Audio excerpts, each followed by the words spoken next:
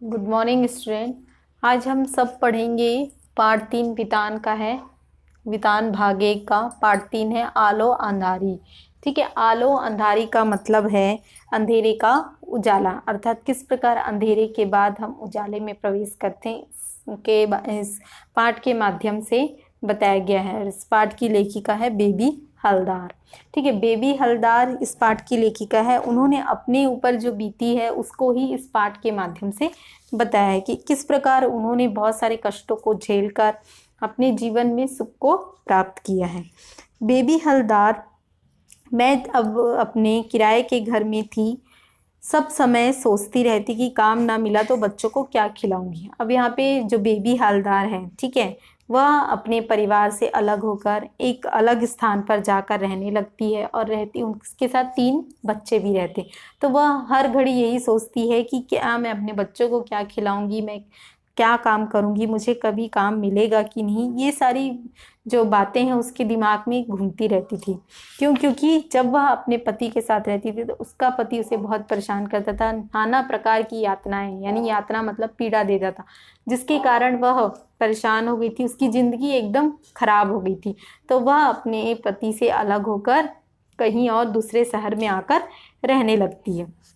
उस शहर में उसके भाई भी रहते हैं। ठीक है, तो जैसे तैसे वह काम ढूंढने का प्रयत्न करती है और जैसे ही वह घर से बाहर काम ढूंढने निकलती तो आस पड़ोस के लोग उसे घूर घूर कर देखने लगते और कहते कि तुम्हारा स्वामी कहाँ है, तुम कहाँ जा रही हो, तुम कितने बजे आती हो। ये सारी बातें वहाँ के लोग उसे कहने लगे।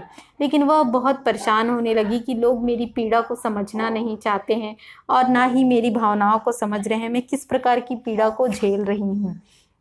उसी समय उसके जहाँ रहती थी वो, जिस घर के सामने, उसी के सामने एक सुनील नाम का लड़का रहता था। तो वह उसे काम के लिए 1-2 बार पूछती है तो वह उसे काम के बारे में बताता है और एक व्यक्ति के घर लेके जाता है जिनका नाम रहता है तातुस। ठीक है, तो उनके घर में वह जाकर काम करने लगती है और वे बहुत ही सज्जन पुरुष रहते हैं। उनके 3 बेटे रहते हैं। ठीक है, तो तीनों बेटों के लिए वह खाना वाना बनाकर आती थी। उसके बाद वह खाना बना के, मतलब खाना बनाने के साथ ही वह बहुत जल्दी जल्दी काम करती थी। तो जो तातुस थे वह उससे कहते थे कि तुम इतना जल्दी जल्दी काम करती है, तुम्हारे बच्चे, कभी कभी उससे उसके घर के बारे में पूछते थे। तो एक बार क्या होता है, वह आस पड़ोस के लोग उससे पूछने लगते तुम कहाँ जा रही, तुम क्या कर रही, ऐसे करके। तो वह क्या करती, उस घर को बदल देती और दूसरे घर में चले जाती। लेकिन यह बात अपने जहाँ काम करती यानी तातुस को कभी नहीं बताती है। तो उसे सुनील नाम के व्यक्ति से उसे पता चलता है कि उसने अपना घर बदल दिया है। फिर मतलब इस पार्ट में यह बताया गया है कि एक महिला अगर अकेले जीवन, यानी किसी पति के से अलग रहकर कभी कोई स्त्री रहती है तो उसे किस प्रकार की यातना झेलना पड़ती है, उसके बारे में बताया गया है। तो जब वह अपने पति से अलग रहकर रहती है तो लोग उसे कहते हैं कि तुम कहाँ काम करती हो, तुम क्यों ऐसा कर रही हो, ये सारी बातें कहने लगते। तो वह बहुत परेशान हो जाती थी। फिर और उसे सभी लोग बुरी दृष्टि से देखते थे। कोई रास्ते में चल रही है तो कोई सीटी बजा रहा है, तो कोई उसे हंसी मजाक करने के लिए देख रहा है, कोई जबरदस्ती घर में आके पानी चाहिए ऐसा कह के कह रहा है। उसी प्रकार एक घटना घटती है, उसके मकान मालिक का बड़ा बेटा आकर उसके घर में पानी की इच्छा करता है और पानी पीने के साथ वो बैठ जाता है। तो वह उसे ना भी नहीं कह पाती, क्योंकि अगर ना कहेगी तो वह उसे घर से निकाल देगा। तो वो बहुत असमंजस में रहेगी कि क्या जिंदगी होगी, क्या मैं अकेले जीवन यापन भी नहीं कर सकती अपने बच्चों के साथ। फिर वह काम पर जाती है, ये सारी बातें वो तातुस को नहीं बताती है। फिर वह अपने काम पर जाती है, काम से जैसे ही लौटने लगती है रास्ते में उसे बच्चे दिखाई देते हैं और वे बच्चे बताते हैं कि हमारा घर टूट गया है। तो वो बहुत हड़बड़ा जाती है। हड़बड़ाने के साथ ही वह जाती है और देखती है तो सच में उसका घर टूट गया रहता है। वहाँ पे जितने सामने सामने के जितने घर रहते हैं वो सारे घर टूट जाते हैं। तो वह बहुत परेशान रहती है। रात वह वहीं पर रुकती है और अपने बच्चे सब अपने अपने घर ढूंढने चले जाते हैं नए घर की तलाश में। लेकिन वह अपने छोटे बच्चों को छोड़कर कहीं जाने का प्रयत्न नहीं कर पाती।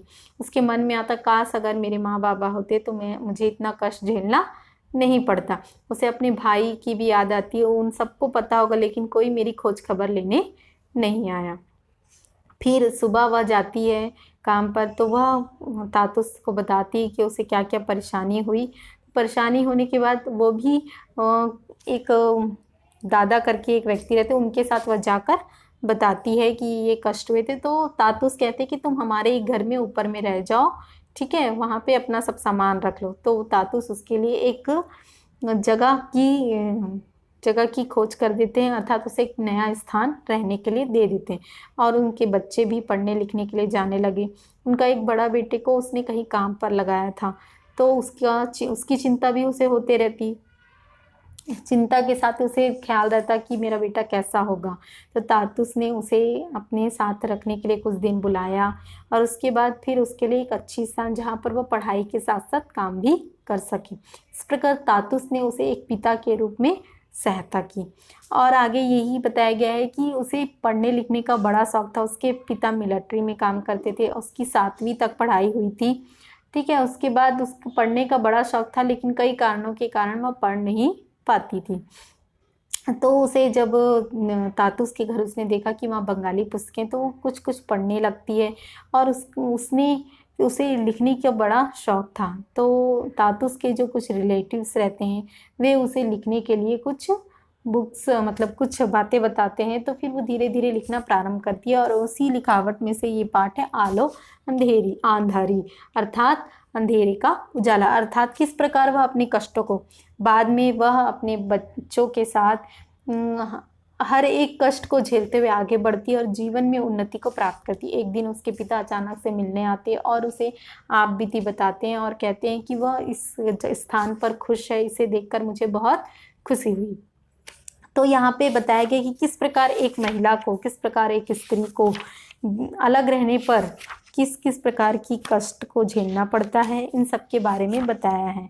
तो तातुस जो है उसे एक पिता के समान यानी एक पिता जो है पुत्री को जिस प्रकार का सम्मान देता है, उस प्रकार का सम्मान वह बेबी को देते थे, और बेबी भी तातुस को पिता समान मानती थी, और तातुस उसके बच्चों का, उसका हर चीज़ से ध्यान रखते थे।